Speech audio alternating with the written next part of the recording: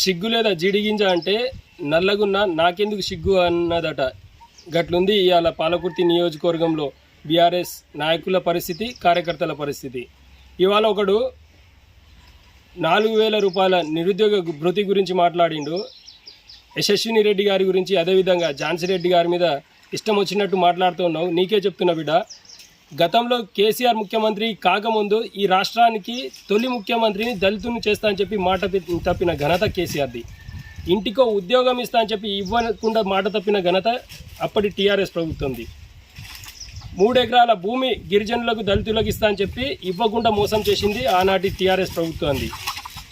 అట్లాంటి ఆ పార్టీలో ఉండుకుంటా ఇవాళ మీలాంటి వాళ్ళు మాట్లాడుతూ ఉంటే దయ్యాలు వేదాలు వల్లించినట్టు ఉంది. అలాగే అంతకుముందు 2018లో నిరుద్యోగ భృతి, ఈ రాష్ట్రంలో ఉన్నటువంటి నిరుద్యోగ భృతి ఇస్తా అని చెప్పి 3,016 రూపాయలు ఇస్తా అని చెప్పి ఏ ఒక్కని కూడా నిరుద్యోగ భృతి ఇయ్యనందుకే కదా మిమ్మల్ని ఇలా తెలంగాణ ప్రజలు, ఈ పాలకుర్తి ప్రజలు దయాకర్ రావుని కావచ్చు, అదేవిధంగా ఈ రాష్ట్రంలో టీఆర్ఎస్ బీఆర్ఎస్ లేకుండా చేసింది.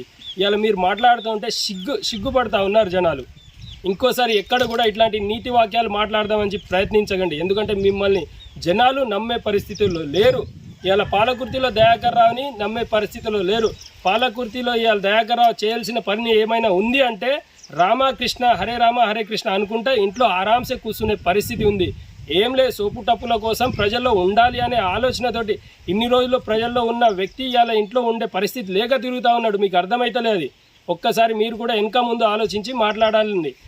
లేదు, నాలుక ఉందని చెప్పి ఇష్టం వచ్చి మాట్లాడుతా అంటే బరాబర్ దానికి తగిన శాస్తి ఖచ్చితంగా చేసి చూపిస్తాం.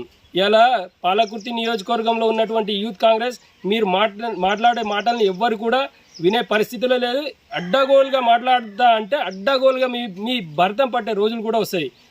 తస్మత్ జాగ్రత్త. అనవసరమైన మాటలు, చిల్లర మాటలు మాట్లాడుకుంటూ పోతే ఇవాళ మేడం ఎమ్మెల్యే గారి మీద కావచ్చు, యశస్విని రెడ్డి, అలాగే ఇన్ఛార్జి ఝాన్సీ రెడ్డి గారి మీద ఏదైనా మాట్లాడే ముందు వెనక ముందు ఆలోచన చేసి మాట్లాడండి.